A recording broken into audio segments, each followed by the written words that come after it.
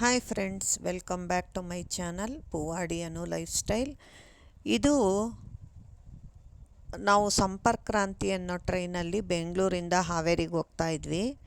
ಆವಾಗ ಸೂರ್ಯಾಸ್ತ ಆಗ್ತಾಯಿತ್ತು. ಅದು ಸಂಪರ್ಕ್ ಕ್ರಾಂತಿ ಟ್ರೈನ್ ಬಂದು ಸಾಯಂಕಾಲ ಮಧ್ಯಾಹ್ನ 1:50ಕ್ಕೆ ಬಿಡುತ್ತೆ. ಯಶವಂತಪುರನೇ ಸ್ಟಾರ್ಟಿಂಗ್ ಪಾಯಿಂಟು.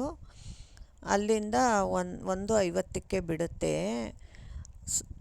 ಸಾಯಂಕಾಲ ಸೂರ್ಯಾಸ್ತ ಆಗ್ತಾಯಿತ್ತು. ತುಂಬ ಚೆನ್ನಾಗಿತ್ತು.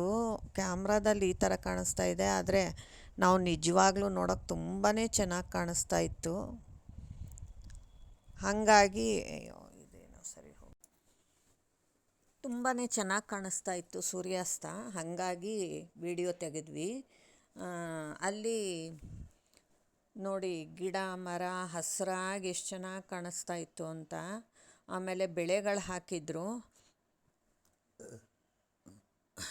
ನೀರಿರೋರು ಭತ್ತ ಹಾಕಿದ್ರು, ನೀರಿಲ್ಲದೆ ಇರೋರು ಬೇರೆ ಬೆಳೆಗಳು ಹಾಕಿದ್ರು.